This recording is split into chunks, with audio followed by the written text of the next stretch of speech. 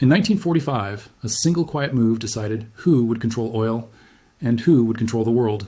No war announcement, no press conference, no warning, just a shift so subtle that most people never noticed it happen. But its impact still defines the world you live in today. This is not a fictional story. This actually happened. And the man standing at the center of it was Winston Churchill. History celebrates him as Britain's savior. But there is another version of this story, one where Churchill didn't just save Britain, he sacrificed an ally to do it.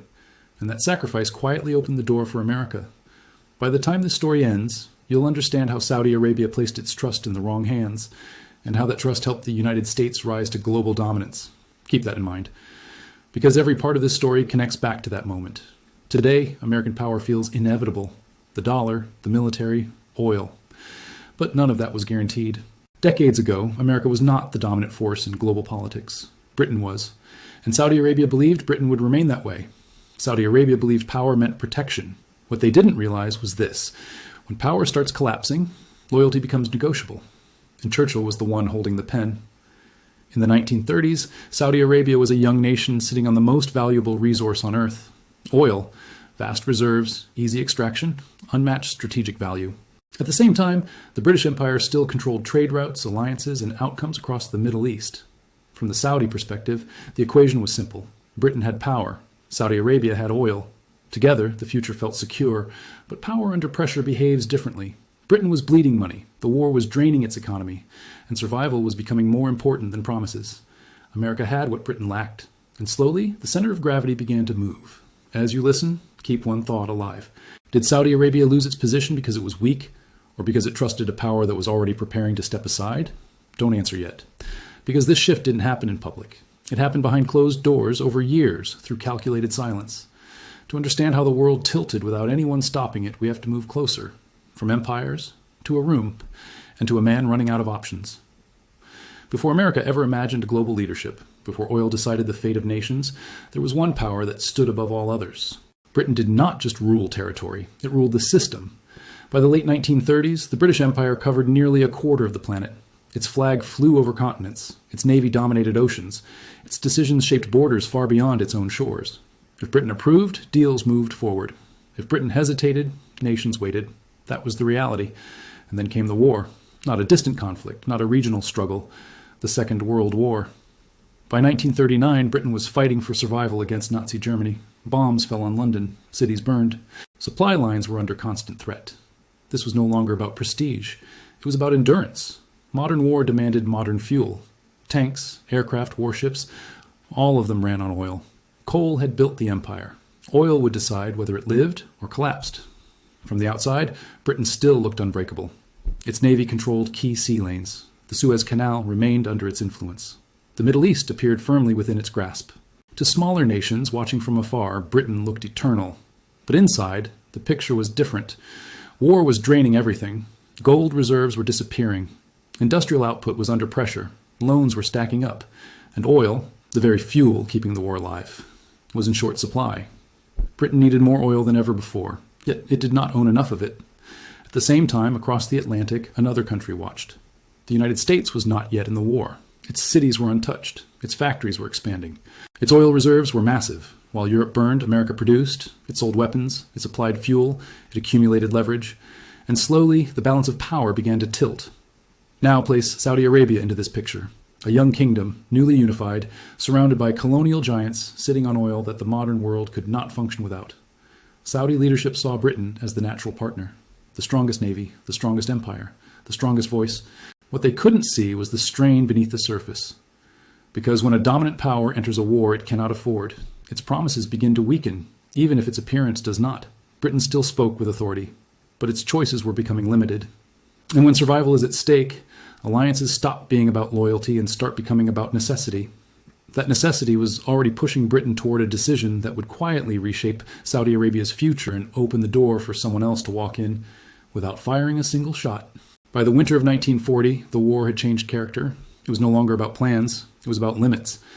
At 10 Downing Street, in a closed session of the British War Cabinet, conversations stopped sounding confident. They became cautious. Fuel figures were read out first. Not casualty numbers, not enemy movements. Fuel. The room understood why. The Royal Navy was burning oil at a rate no peacetime calculation had prepared for. Air operations demanded priority. Convoys crossing the Atlantic were not guaranteed to arrive. Britain was importing most of the oil it depended on, and imports depended on routes that could be cut. No one argued with that fact. At the head of the table sat Winston Churchill, listening more than he spoke. That itself was unusual. By early 1941, the tone hardened. A senior official broke the silence with a sentence that landed heavily. "This cannot continue beyond spring." No one asked him to explain. Everyone knew what he meant. If supply timelines slipped further, choices would stop being optional. They would become forced. Another voice followed, colder. "We are assuming risks we can't measure." This was not panic. It was worse. It was controlled fear. If you had been sitting in that room, you would have noticed something strange. No one mentioned victory. They spoke only about endurance. The discussion shifted carefully to influence. Britain's position in the Middle East had never been more important. It wasn't just about resources. It was about control. Once influence weakened, it rarely returned. One minister warned quietly, "If we loosen our grip now, we won't get it back later." No one dismissed him, but another voice answered with equal calm, "Influence won't matter if we can't keep fighting." That sentence split the room, not loudly, internally, because both were right. Churchill let the arguments run. He knew something the room was circling but refusing to name. Britain could protect its position, or it could protect its war effort. Doing both was becoming impossible. This was not a question of values. It was arithmetic, and arithmetic does not bend to speeches. There was another reality hanging over the table. Britain was already leaning on the United States. Loans. America had oil in abundance. America had factories untouched by bombing. America had time. This was not discussed as a solution. It was discussed as a fact. One official put it carefully, "Our dependence is increasing." No one corrected him. The option was never presented as a dramatic shift. It sounded reasonable. Temporary, practical. Access, assistance, coordination. Words that suggested control remained where it was. But everyone understood what those words carried. Once another power becomes necessary, it stops being optional. This was the moment most people misunderstand later. They imagine a clear decision, a vote, a declaration. None of that happened. What changed instead was resistance. Objections were raised less often. Warnings were repeated with less force. And silence began doing the work arguments once did. If this feels like a small detail, it isn't. What follows only makes sense if you understand how quietly this shift happened. Churchill understood the cost. Allowing deeper involvement meant Britain would never again be the sole gatekeeper. It meant accepting influence would be shared and eventually questioned. But he also understood the alternative. The foundation had already been laid. Oil fields expanding, American engineers embedded, British influence thinning. But influence in geopolitics is not complete until it is made visible, and that visibility arrived at sea. In early 1945, as the war in Europe approached its final phase, an unusual meeting was arranged aboard the USS Quincy in the Suez Canal. On one side stood Franklin D. Roosevelt, President of the United States. On the other stood Abdulaziz ibn Saud, the ruler whose kingdom sat atop the resource reshaping the modern world. They had never met before, yet the outcome of their conversation would influence global politics for generations. This was not a ceremonial visit, it was strategic. The United States had already recognized Saudi Arabia as vital to its defense interests. Oil production was expanding. Infrastructure was deepening. American companies were no longer temporary contractors. They were structural partners. Now the political layer needed alignment. Roosevelt understood something clearly. Industrial power without secured energy is fragile, and the United States intended to avoid Britain's wartime vulnerability at all costs. The conversation between Roosevelt and Ibn Saud did not produce a formal treaty titled Oil for Security, but it created something more powerful, an understanding. The framework was simple. Saudi Arabia would ensure a stable oil supply. The United States would provide security guarantees, not occupation, not colonization, protection. That distinction mattered deeply to Ibn Saud. Pause for a second. Think about what just happened. For decades, Britain had been the dominant external power in the region. Now the President of the United States was personally affirming security ties with Saudi Arabia. This wasn't just diplomacy. It was recognition of a new hierarchy. If you're following closely, you'll notice something important. This shift didn't require Britain's defeat in the region. It required Britain's exhaustion. That's the difference between conquest and replacement. The financial scale behind this shift was enormous. American investment in Saudi oil had already climbed into the tens of millions of dollars, a staggering amount for that period. Infrastructure networks tied Saudi output directly to global markets increasingly shaped by American logistics. But money alone doesn't cement power. Security does, and Roosevelt's willingness to align American defense interests with Saudi stability signaled a long-term commitment. For Ibn Saud, this offered leverage and insurance. For Washington, it ensured access. For Britain, it confirmed what had been developing quietly for years. The center of gravity had moved. Here's the critical point many summaries miss. This was not a sudden betrayal that happened in 1945. The groundwork had been unfolding since the late 1930s, but the meeting aboard the Quincy made it undeniable. From this moment forward, Saudi Arabia's primary external security relationship would align with the United States. And once security aligns, everything else follows. Investment, diplomacy, military presence, influence. Let me ask you something. If you are a nation sitting on the world's most valuable energy reserve and one global power is financially strained while another is expanding rapidly, which one secures your future? Don't answer quickly, because that question explains why this shift accelerated instead of reversing. Roosevelt did not frame the conversation as replacing Britain. He framed it as partnership. But geopolitics does not operate on language alone. It operates on capability. The United States had industrial scale, financial depth, oil surplus, military reach untouched by European devastation. Britain, even victorious, would emerge weakened. That imbalance was structural. This is where the title of this story locks into place. Did Churchill intend to elevate America? Probably not. Did his wartime calculations create space for it? Undeniably. Because when Britain chose survival over exclusivity, it removed the barrier that once limited American depth in the Gulf. Roosevelt didn't force the door open. He walked through one that had already been unlocked. And once the United States anchored itself to Saudi oil with security assurances, the implications went beyond one kingdom. Energy would increasingly be priced in dollars. Security architecture would tilt toward Washington. Middle Eastern geopolitics would orbit American priorities. Not immediately, but steadily. If you've stayed with this story so far, you're starting to see the pattern. The betrayal wasn't loud. The rise wasn't dramatic. Both were procedural, and procedures reshape the world more permanently than speeches. But here's the part we still haven't addressed. What did this mean for Saudi Arabia in the long run? Gaining protection from a rising superpower sounds advantageous. It was, but alignment comes with consequences. Because once security, oil, and currency begin to intertwine, independence becomes more complicated than it appears. And that complexity is where the next phase of this story begins. When the Second World War ended in 1945, the battlefield quieted, but the power shift did not. The meeting between and had created political alignment. What followed turned alignment into structure. Before the war, Saudi oil production was limited. In 1938, when commercial oil was first confirmed at Dammam Well No. 7, output was still experimental. By the early 1940s, production was measured in tens of thousands of barrels per day. But after 1945, expansion accelerated. Between the late 1940s and early 1950s, Saudi oil production increased by well over 300%. That kind of growth does not happen casually. It requires capital, engineering, logistics, and guaranteed markets. American companies, operating through what evolved into, delivered all four. Pipelines stretched across desert terrain, export terminals connected directly to global shipping routes. Refining capacity scaled rapidly. By the early 1950s, Saudi Arabia was no longer a promising oil state. It was a central supplier to the industrial world. Here is the critical shift. During the war, oil was about survival. After the war, oil was about dominance. The United States had emerged from the Second World War with its industrial base intact. Europe was rebuilding. Britain was financially exhausted. Global recovery required energy at scale. Saudi oil fit perfectly into that requirement, and American companies were already embedded. This wasn't opportunism anymore. It was architecture. Security coordination deepened in parallel. The understanding formed in 1945 did not remain symbolic. Military cooperation expanded gradually. American defense planners began factoring Saudi stability into broader Middle Eastern strategy. Protection was not declared loudly. It was normalized. That normalization mattered. Because once a country's oil exports become central to global economic stability, safeguarding them becomes strategic priority. Britain watched this unfold from a different position. After 1945, Britain faced debt, reconstruction, and imperial contraction. The Suez Crisis was still ahead, but the trend was visible. London no longer dictated outcomes in the Gulf. Where Britain once led regional security thinking, Washington increasingly shaped it.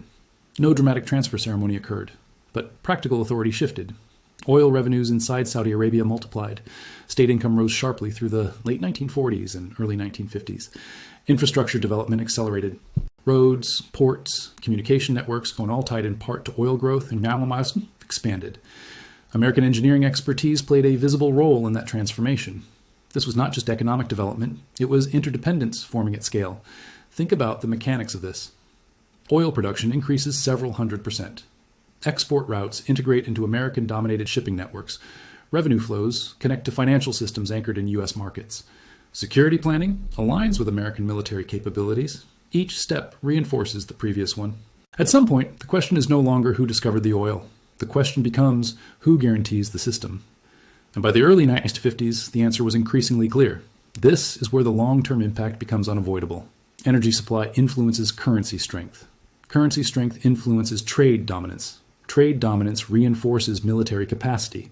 The United States was now positioned at the center of that loop, not because it seized Saudi Arabia, but because it became indispensable to Saudi Arabia's stability and output. That difference is subtle, but powerful. The shift that began as wartime necessity had become peacetime structure. Britain remained a global player, but it no longer stood at the center of Gulf energy politics. That center had moved westward, and once global industry, energy flow, and security guarantees begin orbiting one power, reversing the system requires disruption on a massive scale. Nothing of that scale happened. Instead, the partnership deepened. Contracts expanded, defense coordination strengthened, oil output continued climbing. By the time the early Cold War tensions intensified, the alignment was already firm. Saudi Arabia had gained modernization, protection, and rising revenue. The United States had gained secure energy access and strategic leverage. Britain had lost exclusivity. No speech announced this reordering, but the numbers did. Production up several 100%. Investment entrenched, security linked. Once those elements lock together, power follows, and power, once consolidated, begins shaping not just one region, but the global order itself. What started as a calculation during the Second World War had matured into a structure capable of defining the decades ahead, and structures, unlike leaders, do not retire, they expand. By the early 1950s, the structure was set. Oil flowed outward. Security flowed inward. On the surface, the arrangement looked efficient. Saudi Arabia gained modernization at a speed unimaginable 2 decades earlier. Oil revenues surged. Infrastructure expanded. International relevance increased. The United States secured reliable energy supply and strategic positioning in a volatile region. It looked balanced. It wasn't. Alignment creates advantages. It also creates gravity. Once Saudi oil became central to American economic and strategic planning, Saudi stability was no longer just a regional matter. It became a global concern. And when global powers treat your stability as a strategic priority, your internal decisions stop being purely internal. Not immediately, but gradually. American military planners began factoring Gulf stability into broader Cold War calculations. Containment strategies extended beyond Europe. Middle Eastern alignment became a variable in global rivalry. Oil routes were no longer commercial pathways. They were strategic arteries. This changed the stakes. Because when oil supply intersects with superpower competition, neutrality narrows. Saudi Arabia did not lose sovereignty, but its margin for independent maneuvering tightened. Security cooperation expanded. Defense coordination deepened. Intelligence sharing increased. Arms agreements followed. Each agreement made sense in isolation. Together, they created dependency. Not the kind imposed by occupation, the kind created by necessity. Here's the shift that often goes unnoticed. Before alignment, Saudi Arabia balanced external actors cautiously. After alignment, imbalance became riskier. If oil production slowed dramatically, global markets reacted. If regional instability threatened infrastructure, global powers reacted. If political shocks emerged, strategic calculations accelerated. Saudi Arabia's internal stability became internationally monitored. That changes incentives. At the same time, American global power expanded through energy-linked leverage. Oil priced increasingly in U.S. dollars strengthened financial influence. Industrial nations rebuilding after the war relied on energy flows that moved through American-aligned systems. Energy security reinforced currency strength. Currency strength reinforced trade dominance. Trade dominance reinforced geopolitical reach. This loop did not depend on daily headlines. It depended on continuity, and continuity favored Washington. Britain, once the unquestioned external authority in the Gulf, now operated within a landscape shaped by another superpower. Its role did not disappear, but it adjusted. And once an empire adjusts to another power's architecture, returning to primacy becomes improbable. For Saudi Arabia, the partnership brought modernization and wealth, but also scrutiny. Oil became leverage, and leverage invites pressure. When regional conflicts intensified in later decades, the strategic value of Saudi alignment ensured involvement from outside powers. Protection does not isolate a nation from tension. It places it at the center of it. There is a critical point here. The shift that began as wartime calculation did not just elevate America, it redefined the Middle East as a central arena of global competition. Energy, security, ideology, all converged. This was not inevitable geography. It was structured alignment, and once structured, it became self-reinforcing. If you trace major geopolitical crises in the decades that followed, Energy shocks, regional wars, diplomatic standoffs. You'll find the same architecture beneath them. Oil infrastructure, security guarantees. External military planning. The system built in the 1940s and strengthened in the 1950s didn't just survive. It shaped events. This is where the narrative shifts from opportunity to consequence. Because when a nation's prosperity depends on global energy demand and a superpower security umbrella, stability becomes both shield and constraint. Saudi Arabia gained wealth and influence. It also inherited exposure. The United States gained energy reliability and strategic depth. It also assumed long-term entanglement in regional politics. Britain lost exclusivity. It retained memory. Nothing about this outcome was loud. No dramatic surrender. No formal declaration of replacement. But by mid-century, the hierarchy had changed. Oil security and financial architecture aligned westward. And once that alignment solidified, the question was no longer whether America had risen. The question was whether the rise could ever be reversed without upheaval. That's where the deeper judgment begins. Because when one decision reshapes energy, security, and currency flows simultaneously, the consequences extend far beyond the leaders who made it. And that brings us to the final question this entire story has been circling. Was it betrayal or was it survival? At a scale too large for loyalty to survive intact. At the beginning of the story, one word stood out: betrayal. Now that you've seen the pressure, the meetings, the oil expansion, the security alignment, that word deserves a second look. Did betray Saudi Arabia, or did he choose survival over sentiment? Because that is what it came down to. Britain, during the Second World War, was not operating from strength. It was operating from necessity.